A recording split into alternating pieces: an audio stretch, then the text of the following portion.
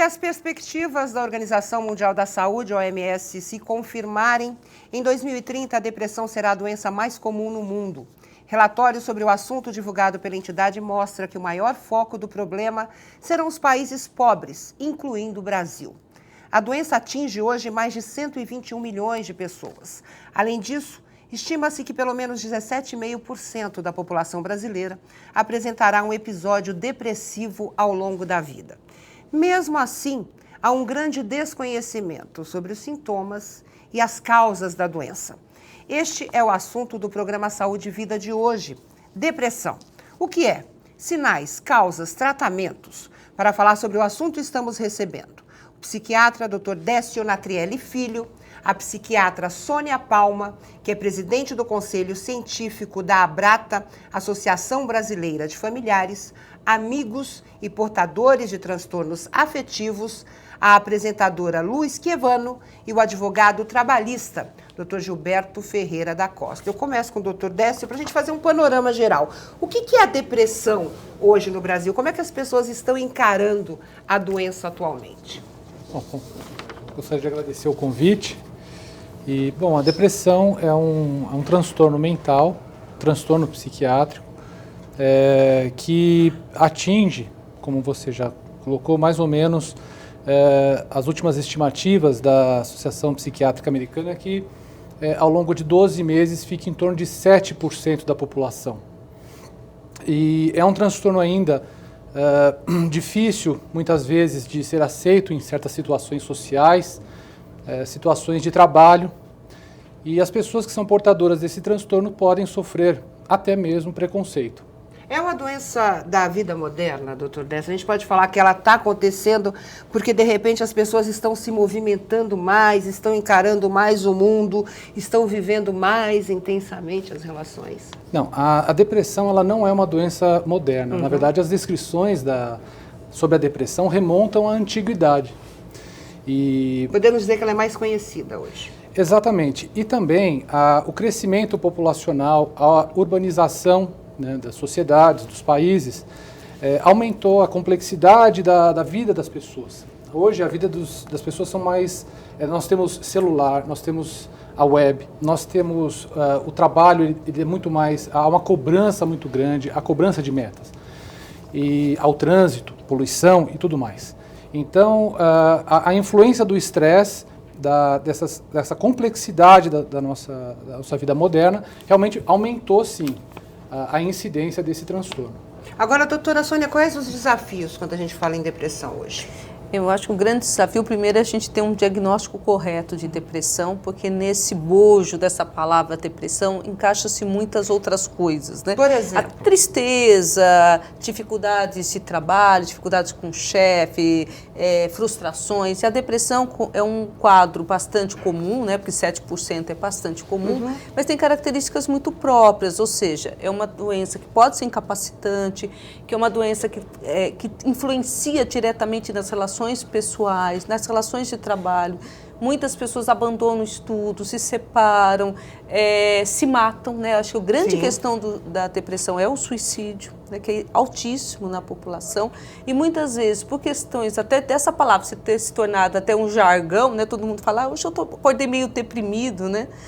Muitas vezes as pessoas deprimidas mesmo, elas não recebem a real atenção de que elas precisam. Mas como se ter o diagnóstico correto da depressão? Que mecanismo se tem para isso? Para isso precisa de uma avaliação de um médico, em geral esse médico é um psiquiatra que estudou para isso e que consegue fazer, então, todo o diferencial, porque depressão, se é uma depressão biológica, de base hereditária, né, com alto risco de suicídio, se na verdade é uma tristeza por um luto, por uma situação de perda familiar, se é uma depressão por uma causa orgânica, porque existem, né, por exemplo, lesões cerebrais, doenças do envelhecimento, que começam, muitos idosos começam um quadro demencial, um quadro depressivo. Mas muita gente, pela próprio preconceito, pela própria não aceitação da sociedade, acaba negando a doença, né?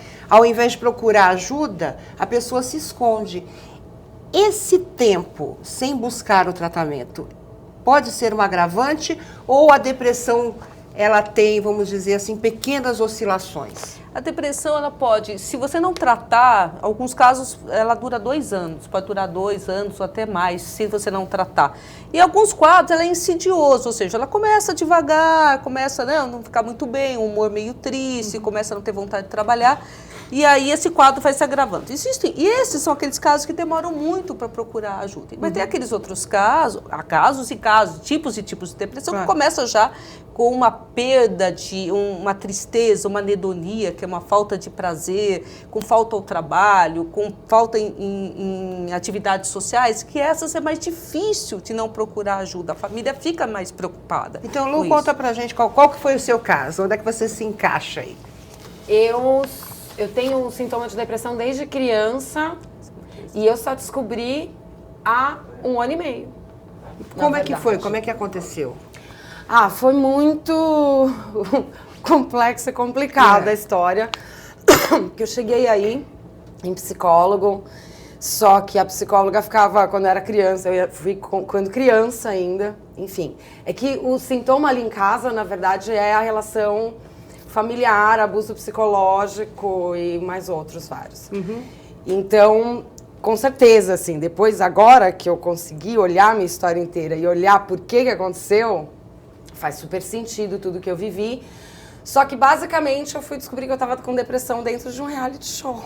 Mas como é que você trouxe isso? Quer dizer, que sintomas te chamaram a atenção? Porque o confinamento, né, a síndrome do confinamento que rola nesses lugares, porque como você fica sem nenhum tipo de acesso à TV, rádio, informações externas, e é, de uma certa forma, obrigado a conviver com pessoas que você não conhece, e tem a situação do confinamento, que é uma situação específica, você está sendo filmado para o Brasil, não é uma situação que você está num confinamento que não está sendo mostrado. Sim. Então muda a atitude de todo mundo, de todas as pessoas, da percepção de tudo também. Tem o sintoma do confinamento, que ele deixa tudo maior. Então, você é bom, você vai ser super bom. Você é mal, você é super mal. Mas não é que você seja só aquilo. Porque se é depressivo, você vai ser super depressivo. Exatamente. Então, o confinamento, ele é como se fosse uma panela de pressão que borbulha e faz tirar as paradinhas. Mas entendeu? O que você sentia? Você chorava? Você não tinha vontade de fazer as coisas? Eu tinha todos os sintomas que eu sempre tive, que eu achava normal. Porque a pessoa que tem uma depressão sem diagnóstico, ela é taxada de comportamento difícil, personalidade forte. Mas não existe isso, não existe. Pessoa difícil não existe. A pessoa está doente de alguma coisa. Vai pesquisar que ela tem alguma coisa. Ou ela é ruim mesmo. Não existe pessoa ruim. A pessoa tem alguma doença que não foi diagnosticada. Certo. Da mente, da psique, de algum do emocional. Porque, por exemplo, até hoje tá meio moda, né, essa coisa de inteligência emocional. Né? Só que ninguém sabe exatamente o que é isso, porque, na verdade, é o tratado da psiquiatria e da psicologia inteira. Então, assim, eu acabei descobrindo lá no reality show e teve muitas dicas maravilhosas, porque como eu fui filmada, eu peguei todo aquele meu material e fui me estudar. Você foi se ver. Fui me estudar. Agora, deixa só pra gente complementar a história da Lu. É isso mesmo, doutor? No caso dela, o confinamento potencializou isso? Trouxe à tona um problema que já existia e ela, de certa forma, negava ou desconhecia? Desconhecia real, porque eu tava nessa de... Porque, assim, minha mãe falava que eu tinha personalidade difícil. Então, seu cérebro, como é uma máquina que altamente aceita a linguagem, e você vai formando esses programas quando você é pequena, então a linguagem da minha cabeça é tipo assim, eu tenho personalidade difícil. Então, não existe depressão, é personalidade difícil. Deixa ele comentar. Eu acho interessante. Eu acho que o confinamento ele pode ser visto com duas vertentes. O primeiro como um estresse. Todo o estresse é qualquer alteração que muda o equilíbrio do indivíduo. Isso é estresse.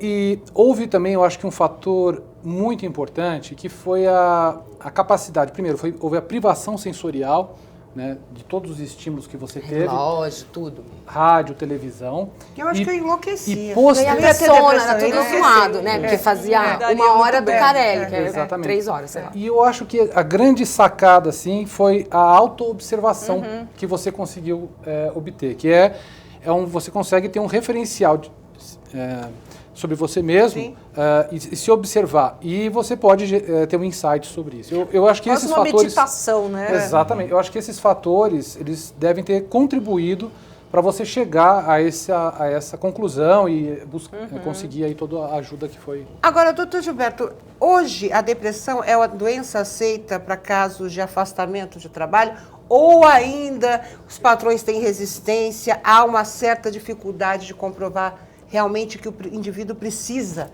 né, desse descanso ou desse afastamento? É causa de afastamento do trabalho, inclusive hoje está em terceiro ou segundo lugar nas causas de afastamento junto ao INSS. Sim, nossa. Porque realmente ele está só atrás, salvo engano, das doenças osteopáticas e cardíacas.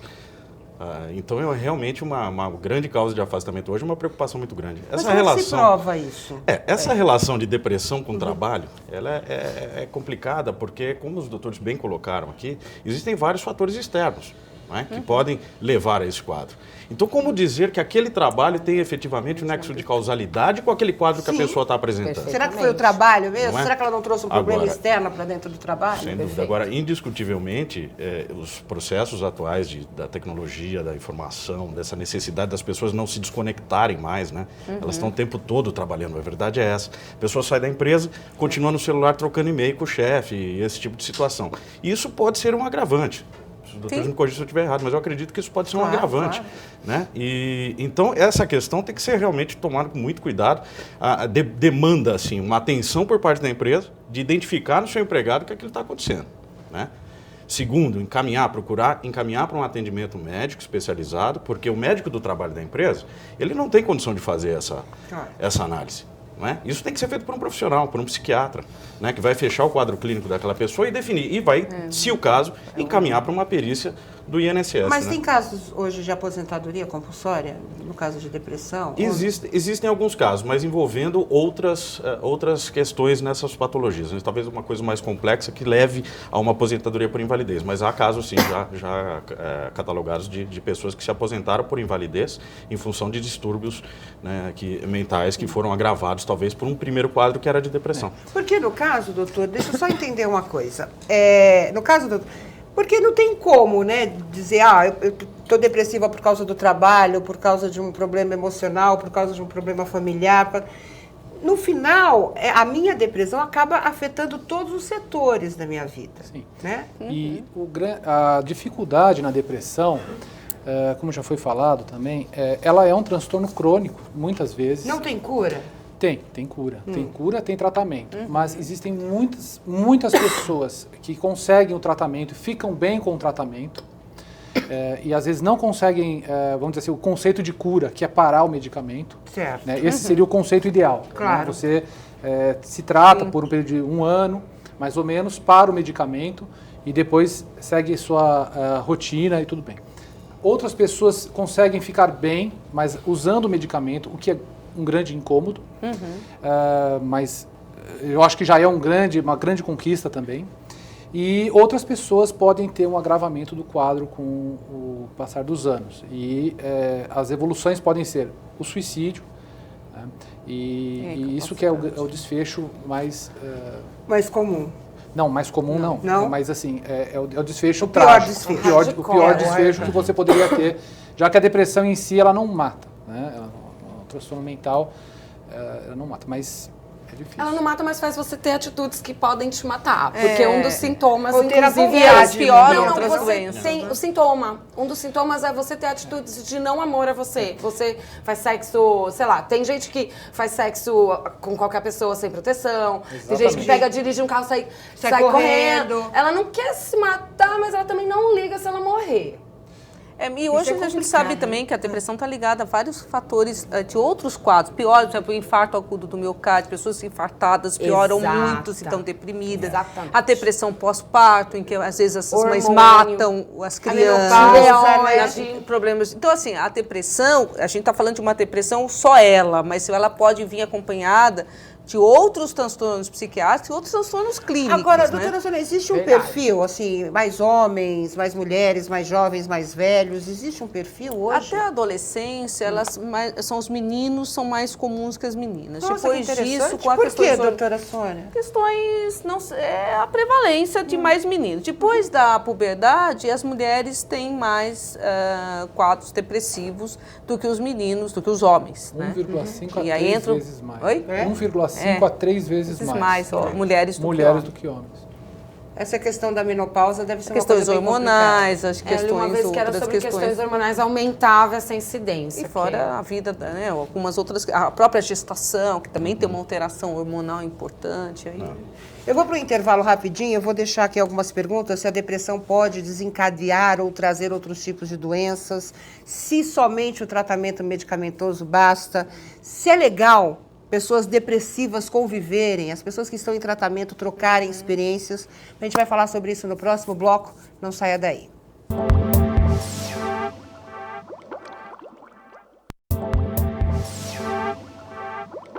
Voltamos com Saúde e Vida, hoje falando sobre depressão. Deixei algumas perguntas aqui antes do final do primeiro bloco. Que doenças podem surgir, doutora Sônia, com a depressão? Ou seja, ela pode desencadear outros tipos de doença? Ela pode, em geral, ela vem acompanhada de outras doenças, né? Por exemplo, a ansiedade, né? Que é um quadro muito comum com depressão. E ela pode acompanhar e piorar doenças físicas, como eu falei, infarto do miocárdio, câncer, né? Vários tipos de doenças oncológicas. O paciente tem um pior prognóstico se ele deprimir. Então, Claro. monitorar a questão da depressão é importante. Hoje a gente fala que a depressão está muito ligada a processos inflamatórios também. Então, eles pioram situações clínicas, né? Em que a parte que debilita, né, muito o indivíduo, pode piorar as condições clínicas. Então, a depressão hoje, ela é extremamente importante, a discussão, o diagnóstico correto, o tratamento correto, porque ela tanto pode piorar, como ela pode vir acompanhada de outras situações, outros quadros. Agora, basta o remédio? Quer dizer, só medicamentos ou existem formas alternativas de tratamento? O tratamento, em depressão, normalmente, ela é um quadro. Como ela é biológico, você tem que tratar com medicação, né? Mas é importante a terapia, uma terapia que principalmente identifique os gatilhos dessa depressão, que leva essa pessoa a piorar ou desencadear um quadro depressivo. E como eu trabalho, né, eu sou presidente do Conselho Científico de uma associação de portadores, muitos trabalhos em grupos, né, de pacientes com depressão, com transtornos de humor, e que fazem grupos, reuniões, onde eles discutem com outras pessoas os seus sintomas. Isso é uma coisa muito importante, porque eles podem falar de paciente para paciente, de portador para portador, e desmistificar muitas questões. Quer dizer, essa convivência é boa. É boa. Faz com que as pessoas possam perceber que não estão sozinhos, né? Que não é uma questão só dele, quer dizer, porque muitas vezes a pessoa deprimida acha só eu tenho depressão, o mundo está perfeito, só eu que não. E não é verdade. A adesão ao tratamento no grupo, né? Você toma remédio, eu me dei bem, eu estou meio resistente, eu ouço o seu depoimento, eu também vou tomar a medicação corretamente, que é uma outra questão, muitas vezes, como Existe é um quadro muita clínico. troca de medicamento. Por quê, doutora Sônia? Eu não me dei bem com esse remédio. Para o outro funciona. E, de repente, o quadro é o mesmo. Tem até uns estudos que falam, em média, você troca 2,5 vezes o medicamento até você acertar. É porque não tem uma questão assim, esse remédio é bom para você, aquele é bom para ele. Não, a gente mais ou menos vê um perfil, né? Então, medicação que engorda muito, você não vai passar para alguém que está muito gordinho. Para alguém que está com problema de sono, você passa uma medicação que faça dormir melhor. Mas fora isso, não existe. Não dá para catalogar, ainda existem estudos que provavelmente isso vai ser um futuro próximo, seja possível isso, mas nesse momento não. Né? Doutor Gilberto, na depressão a gente pode ter casos semelhantes como a gente teve com o advento da AIDS, por exemplo. A discriminação dentro do trabalho, a demissão, a pessoa está doente, de repente ela é demitida, existe um quadro de depressão que não foi diagnosticado, ela pode, de certa forma, acionar a justiça e como? Para ser reenquadrada ou ser afastada recebendo salário? Como é que funciona isso? Porque na época da AIDS a gente viu isso, né? As pessoas eram demitidas compulsoriamente, não havia um apoio E acho que no caso da depressão é pior ainda. Sim, porque o diagnóstico sintoma é difícil, físico, né? E os você não tem sintomas. escala, É, você não exatamente. É verdade, Como é que acontece isso? Como sem proceder? dúvida. Dentro da empresa, né, existe muita discriminação, sim. Às vezes a própria pessoa não enfrenta aquela questão, ela também não assume que ela tem aquele problema, né? Verdade. E ela acaba trazendo empecilhos ao trabalho e tudo mais, e as pessoas às vezes tratam isso como frescura. Sim. É muito sim. comum isso, Sim. né? E ao invés de dar o encaminhamento correto, né? E eventualmente se essa pessoa já desenvolveu essa patologia, ela está num processo de tratamento e ela vier a ser demitida, né? Ela pode sim acionar a justiça dizendo que estava em tratamento médico, né? Que ela teria direito a um afastamento previdenciário que não foi providenciado à época pela empresa, né? A empresa poderia sim ter feito o encaminhamento dela para o INSS, não fez, né? A empresa às vezes poderia até desconhecer o quadro, mas o fato é que a responsabilidade nesse caso é objetiva, é da empresa. Ela teria que ter tomado esse cuidado e encaminhado a pessoa ao INSS, né? Caberia o INSS dizer se é caso de afastamento ou não.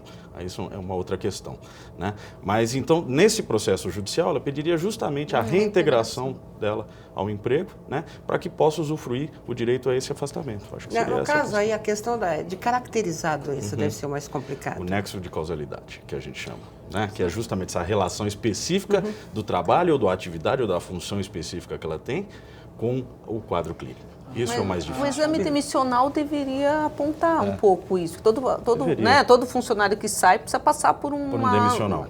E muitas vezes também o médico que faz não está preparado para perceber A análise isso. é É como clínica o e exame superficial, médico que a né? gente faz periódico no trabalho, né? Não dá Aham. para questionar. Se a justiça aceita aquilo, é o quê? Auscultar, né?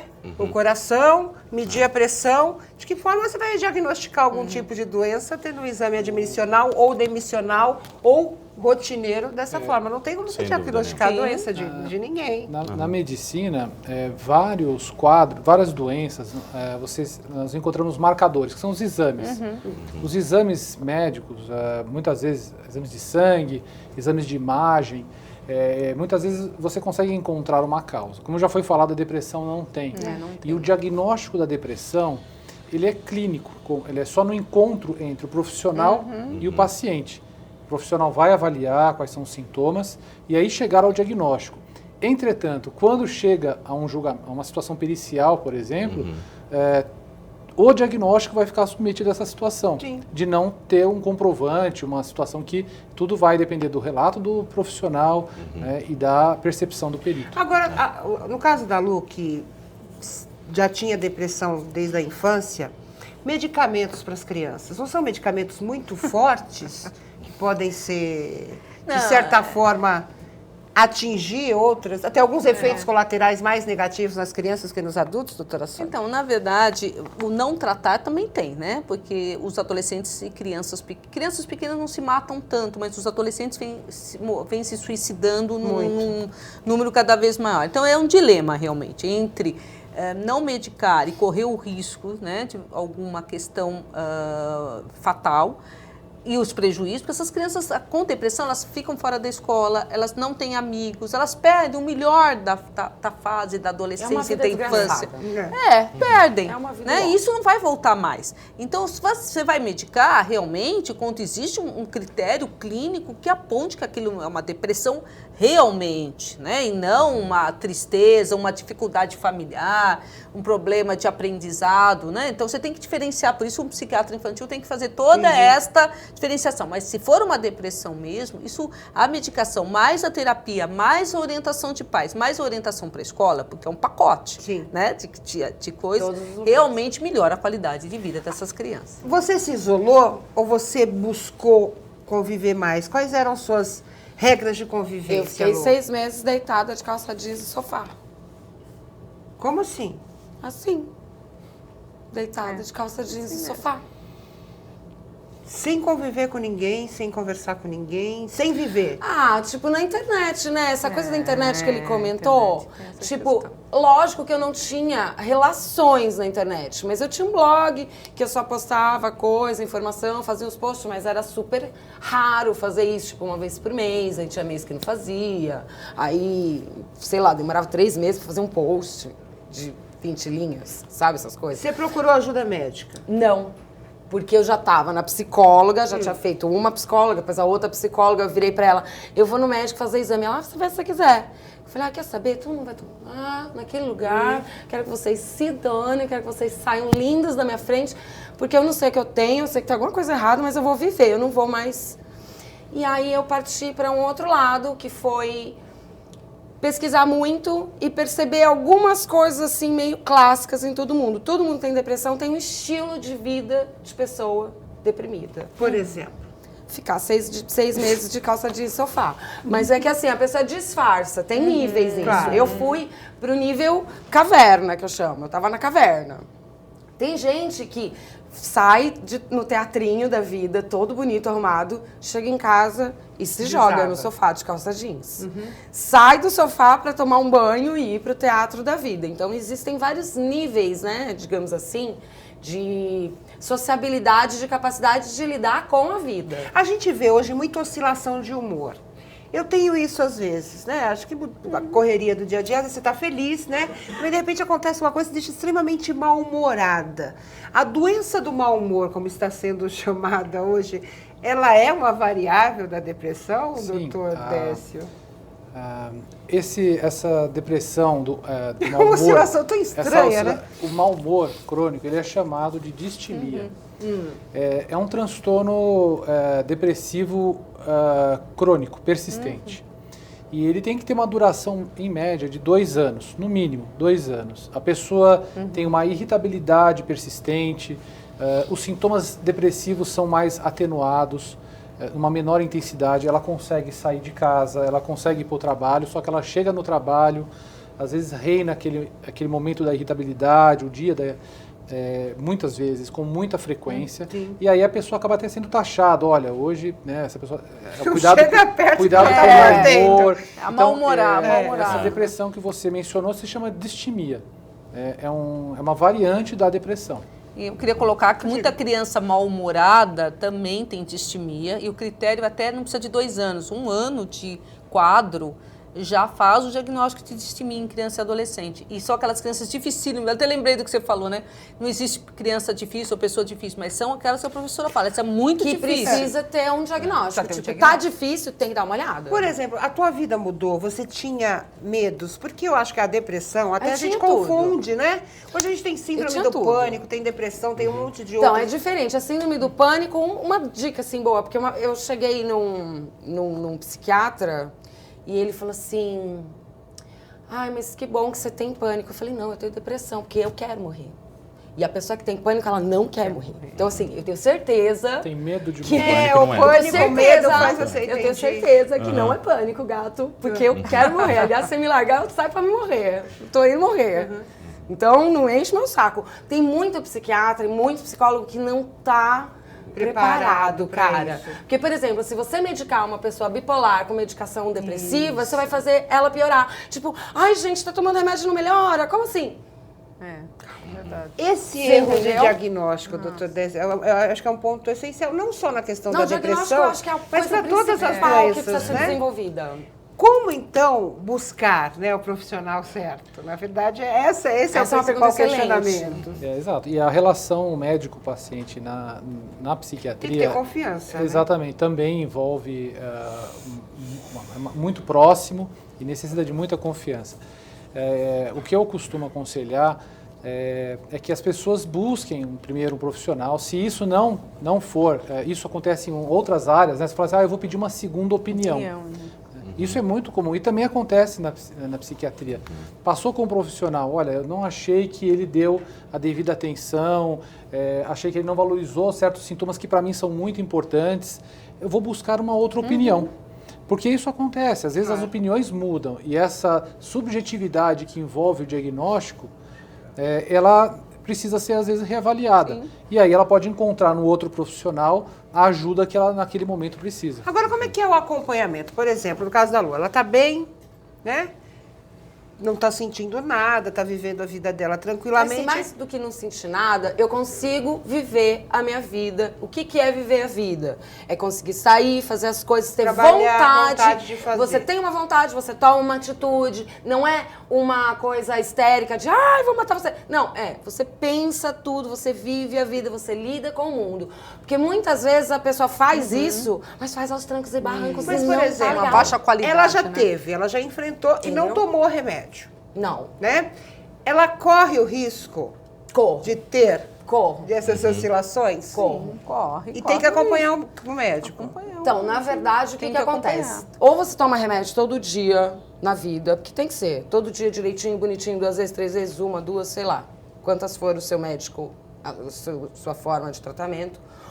Ou você faz saúde na sua vida todo dia. Então, assim, mudei o estilo de vida de depressivo. Eu me curei a partir daí.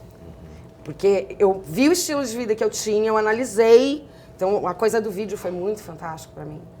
Analisei o estilo de vida e eu falei, eu vou pro contrário disso aqui tudo. Mas, Lu, deixa eu só uma claro. questão, mas eu acho assim, acho que a Lu, o que ela conta é que ela fez uma terapia, uma autoterapia. É isso que O eu ia que falar, esse aconteceu auto- com a Lu não autotratamento. pode ser uma coisa assim, Claro. dizer que é isso que vai acontecer com todas as pessoas deprimidas. Não, mas fato tem que mudar o estilo de vida. Mas eu acho que tem que mudar o estilo, independente da medicação. Porque as pessoas falam um pouco de comida, por exemplo, e é fundamental Porque existe- a alimentação. Porque, Lu, tem um risco em algumas pessoas que você conseguiu dar um jeito na sua depressão em que você mata um leão por dia, mas você vai cuidando das... Mas tem pessoas em que essa depressão se torna crônica. E fica como essa distiminha. Uma pessoa que fica cuidando da vida dela com uma baixíssima qualidade, com muito sacrifício, com muito gasto de energia que poderia ser melhorado se ela tomasse a medicação e fizesse o que a Lu fez, que foi Porque rever assim, a não vida adianta tomar dele. também só a medicação, Ou entendeu? só- O é. estilo de vida e a comida da pessoa tem que ser E o mexido. acompanhamento médico, né? Eu acho Sim, que tudo com tem uma médico em coisa que cima. tem que ser Tudo um com conjunto médico. de ações. O papel da família também nesse caso. Então, a Lu, eu queria aproveitar, o caso. colocou uma situação muito importante que às vezes, realmente, às vezes alguns profissionais, tempo, às vezes, dependendo, eles esquecem de orientar exercício físico. Então você vai falar sobre isso no próximo bloco, que eu preciso para o intervalo rapidinho. O que tem que ser feito aliado ao tratamento medicamentoso para que a pessoa tenha qualidade de vida, mesmo sendo uma pessoa depressiva? A gente volta já já.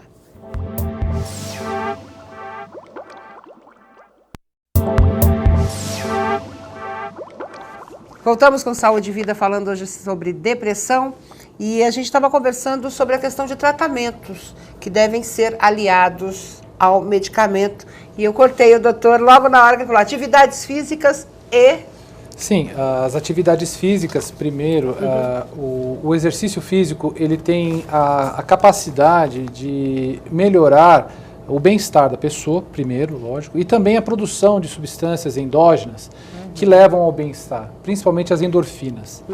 Na alimentação, nós encontramos substâncias extremamente importantes que são chamadas de aminoácidos. Alguns aminoácidos são componentes dos neurotransmissores, que são aquelas substâncias cerebrais que vão regular o humor, o bem-estar, a autoestima, o pensamento. Então, muitas vezes, alguns profissionais esquecem de orientar essa parte do exercício físico, da alimentação, e focam apenas na medicação. Algumas pessoas podem conseguir sustentar um bem-estar sem medicamentos, mas isso tem que ser supervisionado. Alguns profissionais podem até consentir com a retirada do medicamento, o paciente melhorou, ele conseguiu recuperar os sintomas que ele apresentava de depressão, melhorou a qualidade de vida, se engajou numa atividade esportiva, melhorou a alimentação, ele se sente seguro para reduzir a medicação, já houve um tempo de tratamento correto, e aí sim, ele pode, né, e aí atingir aquele conceito de cura que eu falei no começo, sim, ele pode, mas deve continuar na supervisão, porque o risco da depressão, como a doutora Sônia falou, é ela ficar crônica. E a gente vê muitos casos até que chegam ao desfecho extremamente negativo, que é a morte, claro. Por exemplo, muita gente que é depressiva e acaba aliando o medicamento ao álcool. né? Aquele momento de depressão total, ela tomou o medicamento, tá, mas ela vai e bebe. Ou, de repente, mistura esse medicamento com outro tipo de remédio ou com outro tipo de droga. Isso é comum, né, doutora Sônia? É comum, inclusive, muitos deprimidos que não têm diagnóstico formal usar o álcool para aliviar. Porque a depressão, muitas vezes, tem uma insônia, uma dificuldade para dormir muito grande. Sim. Né? E aí, o que acontece? Eles bebem para poder ter sono e dormir. E isso piora a depressão, piora a qualidade de sono, né? A estrutura do sono. E se tiver tomando... E assim, eu brinco, sempre tem um remedinho para dormir da vizinha que eles pegam para tomar sem orientação médica. Aí mistura com álcool e aí pode acontecer uma questão muito grande. Então, a questão que eu acho importante falando sobre não se automedicar, né? Não pedir remédio para a vizinha, para a mãe, papai. Tem que procurar um profissional de saúde. E tem aquela coisa, a gente tem mania de julgar as pessoas. Ela não deve ter sido julgada, né? Quando a gente vê esses grandes estrelas, overdose, medicamento com álcool, a pessoa era rica, famosa. Mas existem outras situações que não é o dinheiro, né? Ou a notoriedade, o destaque que tem, que faz que a pessoa seja feliz, né, doutora? Existem outras situações. Recentemente, que a gente acha que tem a vida perfeita, um ator, né? que fazia filmes belíssimos, maravilhosos. A gente teve a Whitney Houston, a gente teve vários casos que você olhava para a pessoa e falava assim, a vida dessa pessoa é maravilhosa. Então, a questão emocional é muito complicada, até das pessoas notarem. De repente, a Lu tinha um problema e as pessoas não percebiam. Mas eu acho que essa é a principal questão, porque, como o doutor Décio colocou, existe tratamento. Sim. Né? O problema é o que circunda a depressão. Né? É a questão do trabalho, é a questão familiar, é o estigma, preconceito, julgamento dos outros. Julgamento, né? A autoaceitação. Então, assim, tem uma série de... que eu acho que são os complicadores do e tem outra tratamento. situação. Hoje a gente tem um advento que é a internet, que ela é positiva em vários aspectos, mas extremamente negativa em outros, né? A gente vê pessoas que anunciam suicídio, pessoas Como que se contam da depressão e acabam falando, olha, se você está assim é porque você está deprimido, você acaba diagnosticando as pessoas. Então é preciso tomar muito cuidado também com essa vida cibernética. Acabam cultuando alguns hábitos que são, na verdade, sintomas da depressão. Né? Ou, por exemplo, automutilações frequentes, consumo de substâncias, né, seja associado ou não aos medicamentos. E você também mencionou um outro dado importante, que alguns indivíduos deprimidos, eles não tomam cuidado. Eles estão deprimidos, para eles tudo bem, vale tudo porque não tem mais sentido. Não tem vontade de nada. Não tem vontade de nada. A gente não pensa, mas a gente Essas pessoas podem entrar em atividades, às vezes sexuais ou impulsivas, sem medir o risco. Se isso associado a alguns fatores também de personalidade, isso também pode acontecer. E aí, isso pode favorecer o aparecimento de outras doenças. A gente fala da questão da cidade grande, do corre-corre, né? A coisa do escritório, de ficar fechado, e às vezes ter vontade de fazer outras coisas, mas o doutor Gilberto falava aqui que não é só um privilégio, entre aspas, de quem mora, né? Numa capital como São Paulo, por exemplo, né? A depressão está espalhada em qualquer canto. Atinge a todos os quadros, né? Hoje, um dos maiores, das profissões que tem o maior número de afastamentos, talvez seja os aeronautas. Os aeronautas, sem dúvida nenhuma, estão em primeiro lugar, uma das maiores causas de depressão. Inclusive, recentemente, o Sindicato dos Aeronautas começou uma mobilização para reduzir a hora de trabalho, porque realmente é uma coisa muito estafante, lida com vidas, lida com uma série de coisas. Depois deles vem o pessoal da área marítima, o pessoal que fica em base naval, esse tipo de coisa, ou nessas plataformas de petróleo e tudo mais, né?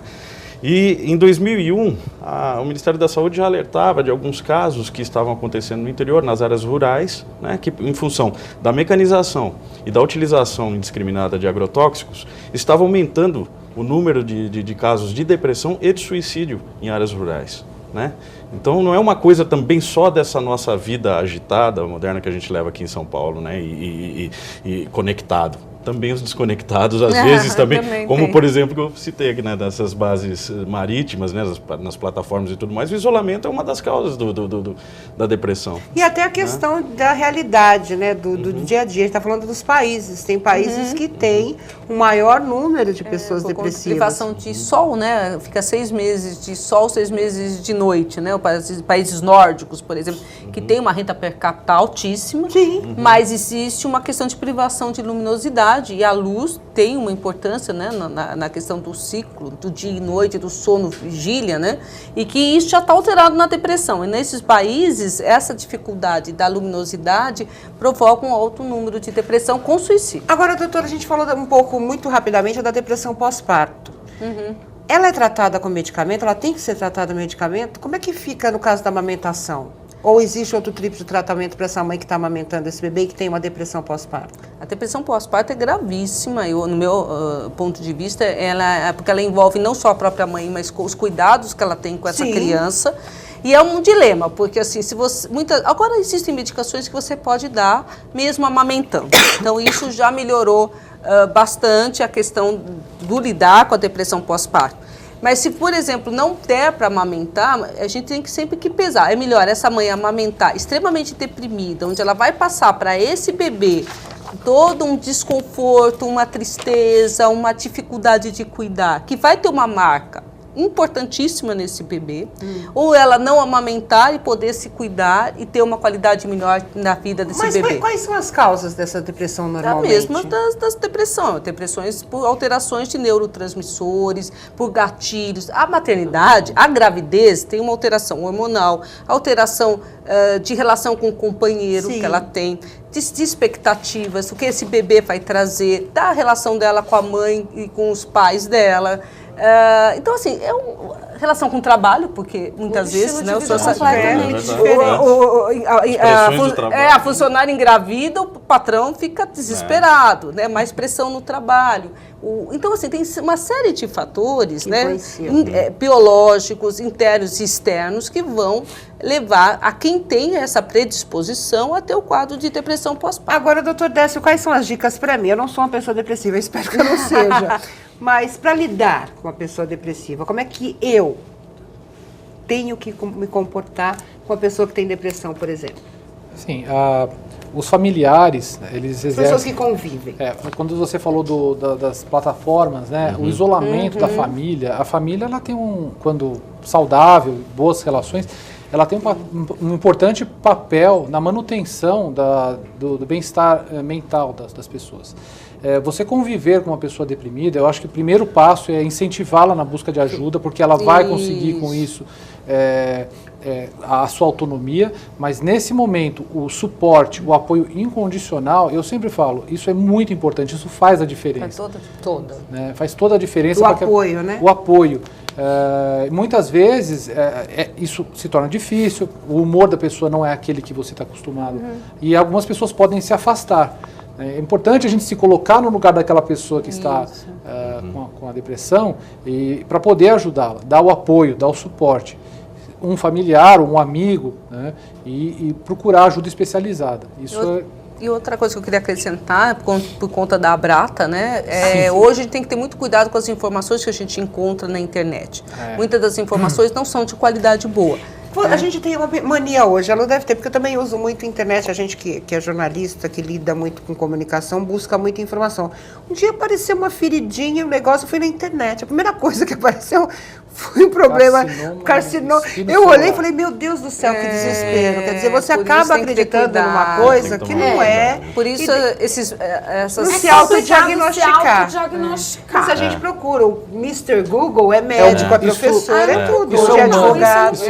Então, é importante ver sites como, por exemplo, da Abrata, que tem só a parte o conselho científico dele tem só psiquiatras, psicólogos que sabem do que estão falando. Correta, todos os textos, né, são textos que passam por um crivo, né, médico e psiquiatra. Então, acho que isso é bastante importante. Olha, eu quero dizer que, infelizmente, o nosso tempo chegou ao fim, mas eu vou dar um minutinho para cada um dos meus convidados e das minhas convidadas para as considerações finais. Eu acho que o essencial é qualquer tipo de sintoma, tristeza, vontade de se fechar no mundo, buscar uma ajuda profissional, buscar uma ajuda correta, não se automedicar, né? Não fazer como a Lu deu um exemplo bom, ela conseguiu superar a doença sem a ajuda de ninguém, mas não foi assim mas também, preciso sim você buscar uma ajuda profissional. Doutora Sônia, muito obrigada, seu recado final. Eu agradeço muito, acho que tinha muita importância toda essa discussão e peço para quem nos ouça entrar no www.abrata.org.br e terão mais informações sobre depressão e transtornos de humor. Obrigada. O que tem lá nesse site? Assim, tem textos, tem toda a nossa programação científica, vídeos, folhetos para poder até fazer download gratuito. Então, tem todas as informações cientificamente comprovadas, né, para a depressão e transtornos de humor. Quais são os desafios hoje da Abrata? Eu acho que o grande desafio é esse, de você poder passar informações cientificamente comprovadas e atingir o maior número de pessoas, lembrando que nós todos somos voluntários, né? Nós não ganhamos nada, por isso dedicamos uma parte do nosso tempo para esse trabalho e de divulgação e informação correta dos transtornos de humor. Doutor Décio, muito obrigado. Ao seu recado final. Gostaria de agradecer também, foi um prazer. E eu acho que o grande desafio, não só do diagnóstico da depressão, mas também na prática, é fazer nós conseguirmos, né, fazer com que o diagnóstico e o apoio, o suporte chegue a todos aqueles que precisem, né? Famílias como já foi falado aqui, têm problemas associados à substância, muitas vezes tem um transtorno depressivo não tratado. Deixa eu fazer uma perguntinha, aproveitar, você falou de família. Pai, filho, é uma doença que pode ser hereditária? Ou assim? Sim, a heredabilidade é altíssima, né? É considerada alta na depressão, e pessoas que têm familiares de primeiro grau têm chegam alguns estudos, até 8 vezes maior a incidência de depressão em familiares. E existem várias teorias envolvidas nisso. A genética ainda é uma forte concorrente para isso, né? Quero agradecer também, doutor Gilberto, o seu recado final. Muito obrigado também, foi um prazer estar aqui com vocês. Eu queria dizer que depressão ou esses quadros clínicos e trabalho não são uma novidade, né? O Charles Chaplin, já desde os tempos modernos dele, fazia uma bela relação do trabalho com os distúrbios mentais, né? Então, eu acho que as empresas e os empregados têm que estar muito atentos, né, a essas questões, procurar perceber essas situações, né?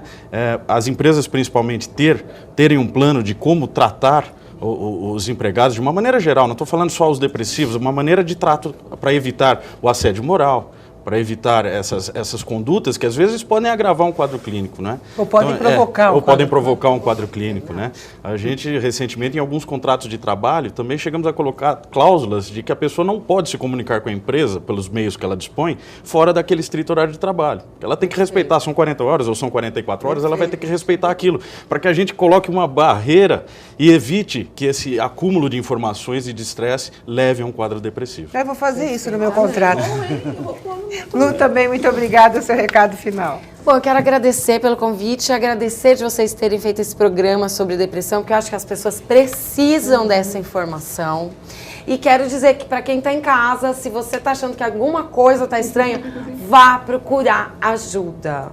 Vai procurar um psiquiatra, vai procurar um clínico geral, porque o clínico já pode fazer vários exames que vai descartar coisas que você tem. Então, pode descobrir uma tireoide, que daí, pronto, você está livre, você não tem depressão, você está com problema de tireoide, é outra parada. Então, vá procurar ajuda, vá procurar um médico e dá para dar certo. Ou com remédio, ou sem, mas sempre com o médico do teu lado. Não tem presente melhor e maior do que a própria vida, né? E a gente tem que cuidar da nossa vida. Acho que é o principal, viver feliz, com qualidade e curtir até onde Deus quiser, né? Quero agradecer a doutora Sônia, doutor Gilberto, doutor Décio, a Lu, quero agradecer a você. O Saúde e Vida vai ficando por aqui, nós temos um encontro no próximo programa. Um grande abraço e até mais.